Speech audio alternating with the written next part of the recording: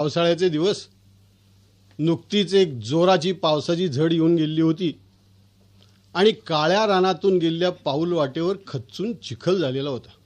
आणि येवो म्हणजे अटेंडिंग ऑफिसर खांजोड्याच्या वाडीची शाळा तपासायला निघाले होते. नुकतीच त्यांनी शेगावची शाळा तपासली होती. दुपारचं जेवण मास्तरांच्या घरीच उरकलं होतं आणि मास्तरांच्या आणि गावकऱ्यांच्या सांगण्यावरून शेजारी 1.5-2 मैलावर असलेल्या वाडीची शाळा तपासायला ते निघाले होते. लोकांनी सांगितलं, कशाला साहेब सायकल नेताय? म्हणले, पाऊस पडलेला आहे, चिखल झालाय, पायी पायी जावा, ह्या इथं तर वाडी आहे. पण हे नव्यानं बदलून आलेले हा गट्याळ मुलूक काय अजून नीट माहीत नव्हता. धोत्राचा खोचा घातलेला, पायतणं काढून हातात घेतलेली, त्या चिखलातनं जाताना ह्यांना जन्म आठवत होता. भस पाया आत घुसत होती. काळा चिखल तो डावा उपसून काढावा तो उजवा पाया आत जात होता. मनातल्या मनात सारखे म्हणत होते, बरं झालं सायकल नाही आणली. रिकाम्या अंगानं चाललोय तरी या चिखलाची एवढी कुस्ती खेळावी लागते. सायकल आणली असती तर ती रेटता रेटता माझा जीवच गेला असता. म्हणजे बेताने एखादा डोंबारी जसा दोरीवरून चालतो तसं चालत होते. किती काळजी घेतली तरी मध्ये सारकन पाय घसरला आणि जे धबालकन खाली आपटली. ती उठून उभा राहिले तेव्हा बैलगाडीच्या बैलाच्या माग कधी कधी काळा डाग पडतो. असा डाग सगळा पडलेला. अखेर शेवटी कसे तरी धके खात खात त्या वाडीशी जाऊन पोहोचले बाबा. आणि अजून वाडी शिरले तो भाव भाव करून धापाच कुत्री जमा झाली. ती जागच्या जागी घाबरून उभे राहिले, हाक मारायला लागले, अरे ही कुत्री कुणाची आहे? त्यांना जरा आवरा, हडे हाड म्हणले. एवढंसं लहानसं गाव ते. सगळी माणसं रानामाळात कामाला गेली होती. बाया तेवढ्या घरामध्ये होती. त्याने अगं बाया कोण हाळ्या मारते म्हणून बाहेर येऊन बघितलं आणि अनोळखी मनुष्य दिसला तो अगं बाय काय ओळखीचा दिसत नाही म्हणून डोक्यावर पदर घेऊन पुन्हा जाऊन घरात बसले. पोरं लहान लहान खेळत होती, त्यांच्याकडे हात करून ह्याने विचारलं, अरे बाळानो ही कुत्री कोणाची आहे? ह्यानं जरा आवरा. तर बाळा आपली करदोड्यात बोट घालून हसतच उभी राहिली. खायला मज्जा आहे ना रे. अरे कशाची मध्यात चोपलेली कुत्री ती इकडनं धरायला येते का इकडनं धरायला येतं असं याला झालेलं. आरडून ओरडून काय उपयोग होत नाही यांनी पाहिलं आणि अखेर शेवटी एक तरवड्याचं झुडूप होतं, त्याची एवढीशी छपाटी काढून घेतली आणि एखादा धीट भिकारी जसा कुत्र्याला वारत जातो ना, भाव कोण आलं की इकडं लावायचं, मागल्या बाजून आलं की इकडं लावायचं, असं करत करत वारीत शिरले. मग मात्र पोरांचा एक घोळका त्यांच्या मागोमाग नंदीबाईलाच्या मागोमाग जातं ना तसा जात राहील. त्यापैकी एकाला त्याने विचारलं, म्हणले, बाळ इथली शाळा कुठं आहे? पहिल्यांदाच आलेली होती, माहीत नव्हतं काय अजून भूगोल बिगोल इथला. पोरगं म्हणलं, त्या तकडं लिंबाच्या झाडाखाली आहे म्हणलं. यांनी समोर बघितलं, धपाच लिंबाची झाडं समोर दिसत होती. अरे कोणच्या लिंबाच्या झाडाखाली रे? जावा नीट नाकासमोर मग शाळेतच जात आहे म्हणला. थेट नीट नाकासमोर जायला लागली. मधीच एक पोरगं पुढं आलं म्हणलं, पर शाळा अजून भरली आली नाही म्हणलं. 11 वाजता भरणारी शाळा आता 2:30-3 वाजून गेले तर अजून शाळा भरली नाही. मग यांच्या डोक्यात प्रकाश पडला की इथले जे शिक्षक आहेत ते या गावचे रहिवासी नाहीत. शेजारी 5-6 मैलावर त्यांचं गाव आहे आणि बरेच उद्योग त्यांना असतात आणि शाळा आपली येऊन जाऊन साईड बिझनेस म्हणून करत असतात. पोरालाच त्याने विचारलं, मग ते अरे तुझे ते शिक्षक आलेत का? कोण मास्तर होय?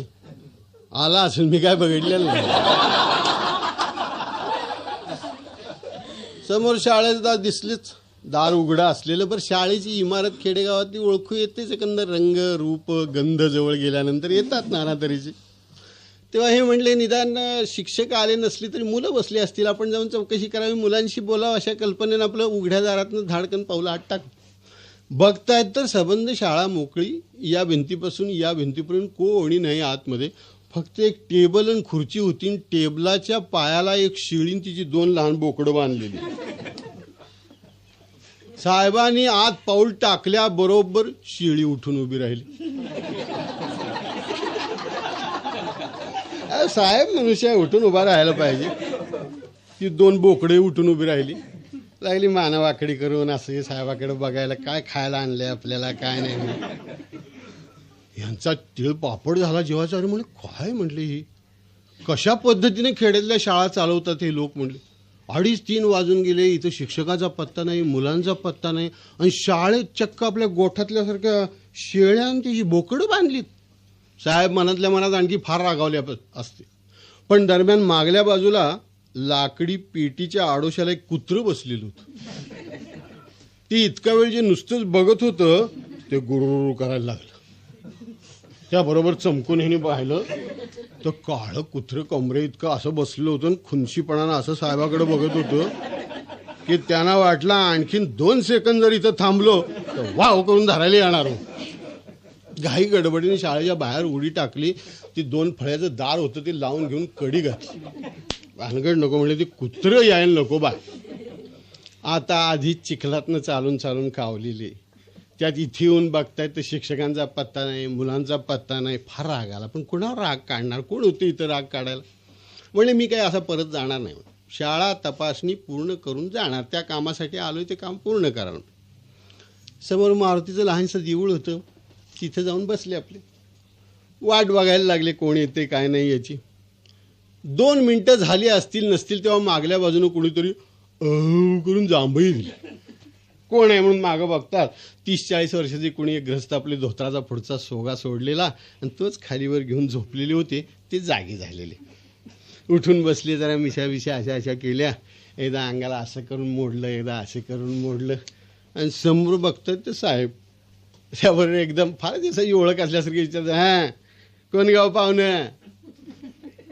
साहेबांना मोठा राग आला. अरे मी एवढा अधिकारी इथं आलेलो आहे, नमस्कार चमत्कार करून मला आदबीनं विचारायचं की आपण कोण काय वगैरे, तर कोण गाव पाहुणं म्हणून उर्मटासारखा मलाच विचारतोय.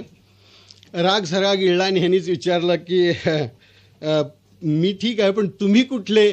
मी आहे घटकाभर इथलाच असं समजा म्हणला. केडा की म्हणला काय तंबाखू पान तुमच्याजवळ असलं तर. साहेबांना मोठा राग आला. ते म्हणले मी तंबाखू वगैरे काही खाणारा नाही. नाही नसू द्या म्हणले, नसल्यावर तुम्ही तरी काय करता. मग साहेबांनी विचारलं, अहो तुम्ही याच गावचे म्हणता, मग हे शिक्षक जे शाळेचे आहेत ते हे येतात केव्हा शाळेला. याबरोबर यांचा चेहरा गोरा मोरा झाला. घाई गडबडीने शर्टाचं वरचं बटन लावलं आणि म्हणले, का हो मीच इथला शिक्षक आहे.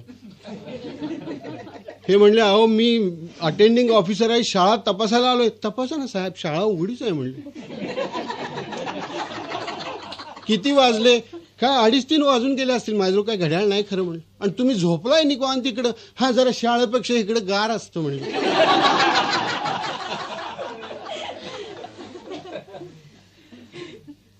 डोकं दुखत होतं म्हणलं जरा, पोरं तिकडं लय गलगा करतात म्हणून इकडून झोपलो होतो म्हणलं. मुलं आहेत ना शाळेत म्हणलं, गच भरली शाळा म्हणली. भूगोलाचा धडा काढून दिलं, वाचत बसली साहेब म्हणले पोर.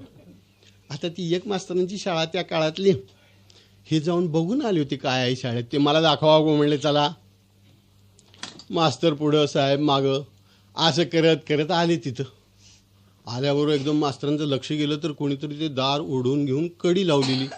यांना वाटलं कोणीतरी पोरांनी चावटपणा केला असेल म्हणून आपलं तिथल्या पद्धतीप्रमाणे चटकन शब्द तोंडात निघून गेले. म्हणले, हा कडी कोणी बडव्यानं घातली म्हणले.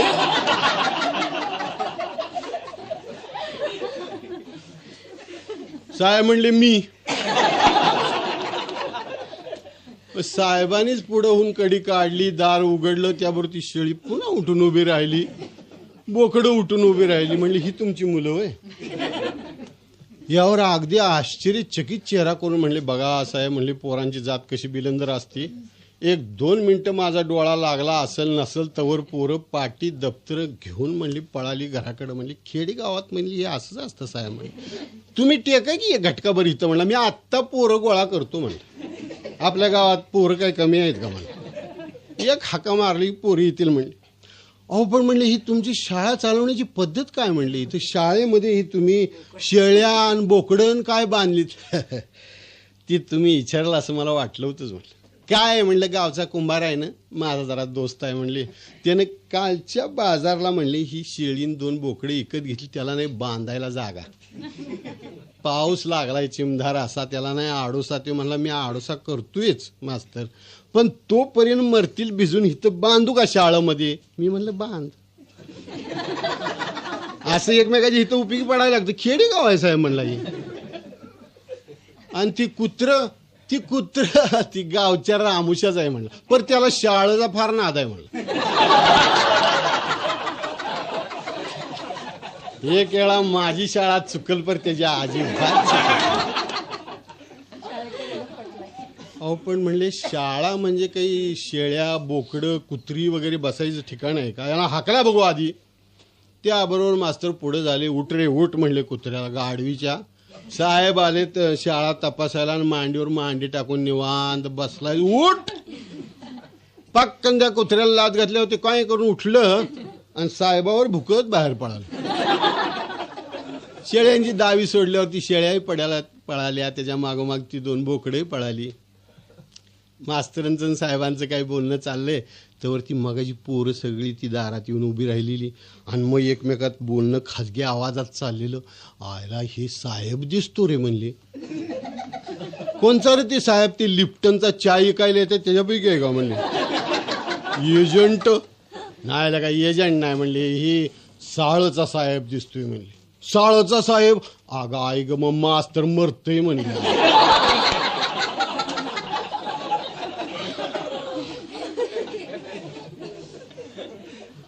मास्तरांचं साहेबांचं काही बोलणं चाललं आहे. एवढ्यामध्ये मास्तरांचा एक विद्यार्थी रानातनं धावत पळत आला. येताना त्यांना आपल्या धोतराच्या खोच्यातनं रताळं आणलेली होती. ती साहेबाच्या देखत मास्तरांच्या पुढे त्यानं बदा बदा बदा ओतली आणि म्हणला ही घ्या रताळा, आता उद्या शाळेला नाही आलं तर चालेल का नाही? साहेबांनी विचारलं, बाळ कोणत्या इयत्तेत आहेस तू? बाळ म्हणलं पहिलीत. मग हे तुला कोणी आणायला सांगितलं होतं? मास्तरनी मध्येच खुलासा केला, ते काय कोणी आणायला सांगावं लागत नाही साहेब म्हणले, माझी आज एकादशी होती. आणि विद्यार्थी आपल्या रानामाळातनं काही काही वानवळा म्हणून आणून देतात. ताबडतोब पोराच्या लक्षात आलं की साहेब आलेत कोणीतरी. म्हणलं मास्तर असं खोटं कशा पाहिजे सांगताय? तुम्हीच सांगत असताना बाळानो खोटे कधी बोलू नये म्हणून. तुम्हीच म्हणला कोणाला काय आणण्यासाठी 2 तास सुट्टी देऊन सांगितलं की नाही? म्हणला कोणाला रताळ आणायला सांगितले, कोणाला शेंगा आणायला सांगितलं, कोणाला तर त्यांना आम्हाला सांगितलं लोणी घेऊन ये म्हणून. साहेब म्हणले काय मास्तर म्हणले, तुमच्या एकादशीची व्यवस्था व्हावी म्हणून तुम्ही शाळेला आपली 2 तास सुट्टी दिली. चूक झाली साहेब म्हणले. अहो कशी चूक झाली? म्हणजे किती वर्ष सर्व्हिस झाली? म्हणजे तुम्ही 18 वर्ष सर्व्हिस झाली. 18 वर्ष अशाच पद्धतीनं नोकरी केली का? चूक झाली साहेब म्हणले. काही साहेबांनी रागावून विचारलं तर चूक झाली साहेब एवढं म्हणाय. यात फरक झाला तर कधी म्हणायचं चूक झाली साहेब, नंतर म्हणायचं साहेब चूक झाली. अहो म्हणले अशा जर चुका करत राहिला आणि एके दिवशी खात्यानं तुम्हाला काढून टाकलं तर? असं आजपर्यंत कुठे घडलंय का? बरं म्हणले कसं घडत नाही ते मी बघतो. जा म्हणले तुम्ही ती मुलं बिलं गोळा करून आणा, जावा कुठं आणताय ती. गेले बाहेर. बरं ती मुलं काय इथं काही गोळा होऊन राहिलेली आहेत काय? कुठं वस्तीवर मुलं, वाडीवर मुलं, इकडं तिकडं करून ती मुलं गोळा करोस्तोपर्यंत बराच उशीर झाला. मुलं जमली, त्यांचा अभ्यास घेणं, त्यांना काही सांगणं, काही त्यांना गणित घालणं, हिशोब करणं, ह्याच्यातही बराच वेळ झाला. हळूहळू संध्याकाळ व्हायला लागली. आता साहेबांचा जीव सारखा खालीवर व्हायला लागलेला होता. इथं पुन्हा ती चिखल तुडवत परत जायचं. ती सायकल शेगावात ठेवलेली घ्यायची, पुन्हा पायडल मारत आपल्या 5 मैल तालुक्याच्या गावाला जायचं. घाई गडबडीने ते म्हणले बरं आता म्हणले ते झालं सगळं, मी जातो आता. म्हणले जाता कसे? म्हणले पावसाळ्याचे दिवस आहेत म्हणले, आत्ता दिवस मावळल आणि अंधार होईल, वाट तुम्हाला माहिती नाही, तर कोणीतरी बरोबर कंदील घेऊन म्हणले विद्यार्थी देतो त्याच्या बरोबर जावा. असं म्हणले अंधार होईल म्हणजे काय आता काय म्हणले झाला जायचं समजायला काय हरकत नाही म्हणले तुम्हाला. मग काय नाही म्हणले बसा ना घटकाभर चहा बी करायला सांगू काय? म्हणले नाही म्हणले मला काय नको चहा वगैरे. रागावली होती भयंकर साहेब. पुन्हा जाऊन ते आपल्या मारुतीच्या देवळाच्या पायरीवर जाऊन बसले आणि मास्तर कंदिलाची व्यवस्था करण्यासाठी गावात गेले. संध्याकाळ झालेली, पश्चिम दिशाला आलेला झालेली सगळे. गुरं वासरं रानातनं परत येत आहेत, त्यांचे आवाज, घंटांचे आवाज, लोकांनी आरोळ्या दिलेल्या आहेत त्याचे आवाज सगळे होत आहेत. बरं, गावची पद्धत अशी की जाता जाता घराकडं आपलं सहज हनुमानाचं दर्शन घ्यायचं आणि मग गावाकडे जायचं. खाड खाड खाड ते आपले वाहना वाजायच्या. एवढी मोठी घंटा पितळी टांगली, तिचा लोळ्या एवढा मोठा, ठणकन घंटा वाजवायची. हे बजरंगबली की कोण गाव पाहुणं. साहेबांना प्रश्न. साहेब म्हणले मी खरसुंडीचा. असं खरसुंडीचं म्हणजे कोण म्हणायचं तुम्ही? माझं आडनाव साळुंखे. असं मग ती बाबासाहेब साळुंखे तुमचं कोण लागतात? ते काही कोणी माझे लागत नाहीत. असं का आला होता तुम्ही इकडं? काम होतं म्हणून आलो होतो. असं कसं काय पाऊस पाण्याचं तिकडं बरं आहे का बॉम्बच आहे? नाही, बरं आहे पाऊस पाणी वगैरे. एवढं सगळं होऊन तो जातोय तोपर्यंत दुसऱ्या माणसाची खाड खाड खाड पावलं वाजायची. ठणकन घंटा. बजरंगबली हनुमान कोण गाव पाहुणं. साहेबांनी आपली एकाला दोघाला तिघांना उत्तर दिली. मग रागावली. ते म्हणले अहो किती जण मला हा प्रश्न विचारताय? विचारायला पाहिजे साहेब. म्हणले खेडेगाव आहे हे. नवा मनुष्य आल्यावर म्हणली चोर असतोय, दरोडेखोर असतोय, चौकशी करावी लागते. म्हणले इथं काय पोलीस आहे का आहे? म्हणले आम्हीच नागरिक ना, आम्हीच पोलीस. इकडं मास्तरनी घरोघर जाऊन तपासाला सुरुवात केली की अहो इकडे या, तुमच्याकडे कंदील आहे का? लहान गाव, कोणाकडे चिमण्या होत्या, कोणाकडे ठावकी होती, कोणाकडे सुंदऱ्या होत्या. कंदील किती जणांकडे असणार? लोक म्हणायचे कंदील हाय, परत त्याचा कोका फुटलाय काय कागद चटकावून न्याजावं की म्हणले तुम्ही मागायला याचं, आम्ही नाही म्हणायचं. काय खरं आहे का? अहो दुसऱ्याला विचारावं इकडे अहो जरा ते कंदील आहे का तुमच्यात? कंदील हाय पर वात नाही हो म्हणले. वातीचं बघा न्याजावं की म्हणले. असं करता करता ती कंदील मिळवायला बराच उशीर. काळो किट्ट झाला. तोपर्यंत चांदण्या चमकायला लागल्या. इकडं साहेबांचा जीव खालीवर व्हायला लागला की आता मी जाणार कसा परत केव्हा? अखेर शेवटी घाई गडबडीनं आले बा मास्तर कंदील हलवत हलवत. अजून कंदील लावलेला नव्हताच बरं का. ते दिसल्याबरोबर ते जवळ आल्यावर ओळखला अंधारात. मग उठले घाई गडबडीनं. म्हणले चला आता निघायचं ना. म्हणलं चे निघता कसं? म्हणले कंदील मिळालाय पण त्याचे तेल कुठे मिळाले? म्हणले म्हणले तुम्ही परत कशाला आला? बघायला आलो. म्हणलं तुम्ही थांबला का गेला?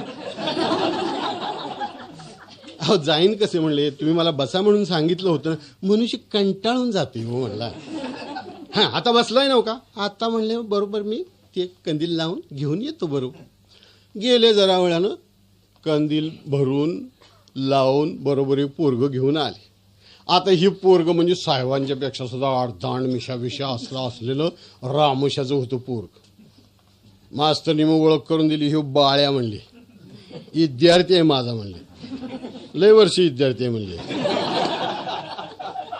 आणि बरं का बाळ्या म्हणले बैजवार साहेबांना कंदील दाखव. ती म्हणली वाट नीट दाखवायची. शेगावला साहेबासनी पोचवायचं. पोचल्यावर पोचला का साहेब म्हणून विचारायचं, खात्री करून घ्यायची म्हणला. आणि मग म्हणला रात जर लय झाली तर तू तिथं राहा, कारण तुझं पाहुणा आहे तिथं. पण सकाळी शाळेला टायमावर यायचं म्हणला. नाही जरा आला तर म्हणला मार मिळेल. पोरग होय होय म्हणाल. मग वरचेवर मास्तरनी विनंती केली की काय वाईट रिपोर्ट वगैरे करू नका. साहेब म्हणले बरं बरं ते बघू. नमस्कार चमत्कार झाला. लागले वाटेला गावाबाहेर पडून. त्या वाटेपाशी आले. सकाळी ज्या वाटेनं आपलं चिखल तुडवत आली होती त्या. ती पोरग उभं राहिलं. म्हणलं साहेब मधल्या वाटेनं जाऊया का? म्हणलं का रे? म्हणले नाही शॉर्टकट दुसरा आहे म्हणले. ही तुम्ही आला ती लय चिखलाची वाट आहे म्हणले, या वाटेनं जाऊया आपण. काय वा आता तूच वाटाड आहेस म्हणले, तू म्हणशील त्या वाटेनं. मग ती वाट सोडली आणि दुसऱ्या पाऊल वाटेला लागले. लहान वाट एवढी एवढीशी लागली चालायला. आता पाऊस झाल्यामुळं बुळबुळीत झालेल्या सगळा ती वाट एवढी चिखलानं भरलेली. त्याच्यावर पाऊल टाकता टाकताना ह्यांना भीती वाटायला लागली. बरं इकडं गवत वाढलं, इकडं हराळी वाढलेली आहे. यांच्या मनात सारखा विचार यायला लागला. सळ सळ सळ कर एखादा साप बीप आला आणि बोलता बोलता आपला पाय त्याच्यावर पडला की आटपलं इथंच कशाचं घरी जातोय काय म्हणून. मनात हे असले काहीतरी विचार यायला लागल्यानंतर ते मुलाशी तरी काहीतरी बोलावं म्हणले. म्हणजे म्हणून सुरुवात केली. म्हणले काय रे बाळ, कसे आहेत तुमचे शिक्षक? हे मास्तर वय आमचा. हा लय बिया नाही म्हणले. अरे पण ते तुम्हाला आणायला सांगतात काही लोणी, कुठे शेंगा, रताळ, याचे काही पैसे वगैरे तुम्हाला देतात का? कोण? मास्तर. पैसे आम्हाला अजिबात नाही म्हणलं. मग अहो मास्तरात तंबाखू खायची सवय तर कधी 4 पैसे तंबाखू विकत आणत नाहीत. सारखा हात आमच्या पुढं असतो म्हणला विद्यार्थ्यांच्या. साहेब म्हणले म्हणजे बाळानो तुम्ही विद्यार्थी तंबाखू खाता का? या बरोबर बाळाला वाटलं काहीतरी चुकीची गोष्ट बोलून गेलो म्हणून करून आपला हसला आणि खाली मान घालून चालायला लागला. 150-200 पावलं गेले न गेले तोपर्यंत कंदील हळूहळू बारीक व्हायला लागला. वरचीवर बाळानं वाद चढवायचा प्रयत्न केला पण वाद काही चढली नाही. ऐन पांदीची अडचणीची वाट आली. अगदी गोटा गोटा चिखल झालेला आहे, इकडे केकताड वाढलेला आहे, इकडे निवडुंग वाढलेला आहे. अशी गदळ वाट आली, फक्कन कंदील गेला आणि काळो किट्ट झालाय. त्याबरोबर पोरग म्हणलं पुंडलिक वरदा हरी टल. साहेबांनी विचारलं काय झालं रे बाळ? बायले कंदील गेला की हो साहेब म्हणला. अरे कसा गेला? काय आपल्या मनानेच गेला म्हणलं. मग रे आता मग काड्याचं डबडं तुमच्याजवळ आहे का साहेब म्हणला. नाही रे म्हणले माझ्याजवळ काही काड्याची पिटी वगैरे नाही. मग चला गचक खातन काय म्हणला.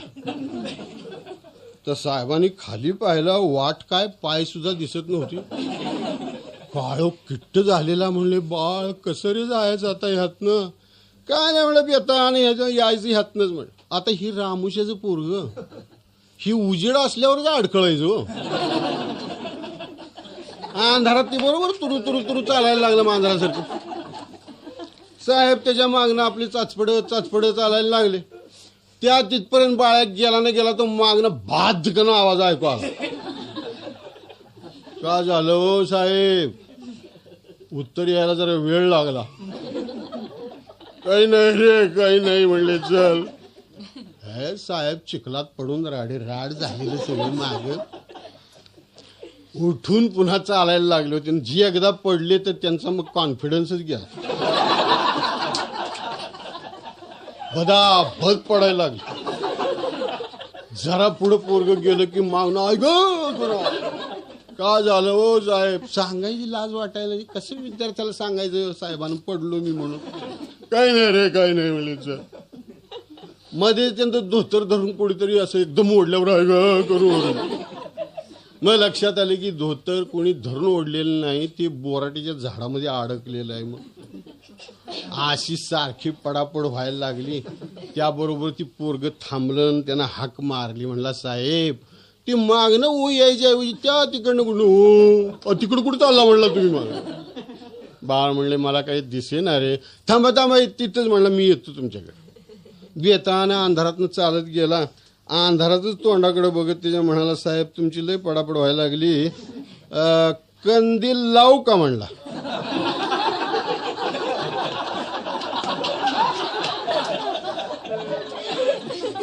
अरे कशानं लावतोस? गाडी पेटी माझ्याजवळ आहे की म्हणलं. अरे मग मगाशी का सांगितलं नाही? आता म्हणला तंबाखू खातो म्हणून चुकून बोलून गेलो, बिड्या ओढतो म्हणून तुम्हाला कशाला शहाणा आहेस म्हणले. आण कंदील. साहेब खाली बसले, कंदील घेतला हातामध्ये, खाली ठेवला, त्याची काच वर केली. वारा सुटलेला, सगळं मोकळं रान, सगळं पावसाळ्याचे दिवस त्यामुळं भरा भरा भरा वारा सुटलेला होता. यांनी एक काडी ओढली, फक्कन गेली ती. दुसरी ओढली, तीही फक्कन गेली. बाळ्या म्हणला साहेब तुम्हाला जमायचं नाही म्हणला, त्याला प्रॅक्टिस लागते म्हणला. द्या माझ्याकडे म्हणला, मी ओढ. बरं बाबा तू ओढ. पोरगा बेतान त्यानंही 2 काड्या ओढल्या, फकाफक दोन्ही काड्या गेल्या. वारच भयंकर सुटलेलं होतं. म्हणलं साहेब ह्याला वारत थटायला काहीतरी केलं पाहिजे. म्हणून काय करतोस रे म्हणले. आता उघड्या रानामध्ये आपण आलेलो आहे, वारत थटायला काय करतोस? काय नाही म्हणला, तुम्ही आणे असे खाली बसलाय ना का, गट बसा म्हणजे झालं म्हण. आणि चक्क आपलं साहेबांच्या धोत्राचा सोगायनं डोक्यावर नाही घेतला. साहेबांच्या धोत्राच्या सोग्याच्या फुग्याखाली बाळ्या बसला आणि काडी ओढायला लागला. काडीचा आवाज झाला की ह्याच्या अंगाचा थरकाप व्हायला. बाळ सांभाळ, तुम्ही घट बसा, काही होत नाही म्हणला साहेब. भरा येणं पोराने काड्या ओढल्या, त्या वातीला लावल्या, वातीनं काही पेट घेतला नाही. बरं, रामुशाच्या पोराचीच काडीची पेटी, त्याच्यामध्ये किती काड्या असणार. ज्या होते त्या सगळ्या काड्या संपून गेल्या, एक काडी शेवटची शिल्लक राहिली. मग मात्र त्या फुग्याखाली बसूनच बाळ्यानं बिडी पेटवली आत. फुगा काढला आणि बिडी साहेबाच्या देखत बिडी ओढली. 2 झुरके मारले, म्हणला साहेब साहेब आता सगळा गोठा माझ्या ध्यानात आला. म्हण काय रे, मास्तरने केला बल्ल्या. म्हणलं कसं काय, आता तुम्ही इकडे तिकडे त्याला बोलला का नाही, खिदडला का नाही. म्हणलं अरे ते माझं कामच आहे. म्हणले नाही ते झालं हो, पण मास्तरनं असा विचार केला, लई साहेब टणा उड्या मारतोय, कसा जातोय शेगावपर्यंत मी बघतो. मग त्यानं मला कंदिलात तेल घातलेलंच नाही. अरे मग ते वाचते काय रे कंदिलात, पाणी हो म्हणला, वड्याचं पाणी आहे म्हणला. म्हणजे आता कंदील लागणार नाही, अजिबात लागणार नाही. म्हणलं पाण्यावर चालणाऱ्या कंदीला शोध लागलाय काय साहेब म्हणला. मग रे आता काय नाही म्हणलं, आता खंडोबाचं नाव घ्यायचं आणि चालायचं माझ्या मागणं बेतानं. कसं चालायचं रे म्हणलं, काही दिसत नाही काय नाही. बेतानं म्हणलं माझा अंगरक्याचं धरतं का मागणं. म्हणला ती धरून चाला बेतानं, पण म्हणला घाबरू नका साहेब. म्हणला राम राम म्हणत या माझ्या मागं. साहेब आपलं त्या मागणं पुन्हा चाचपडत जायला लागले. थोडे पुढे गेले तोपर्यंत काहीतरी चमत्कारिक आवाज ऐकू आला, असं करून. ते घाबरले. बरोबर बाळ म्हणले काय ओरडते रे. बाळ काय घाबर नाही.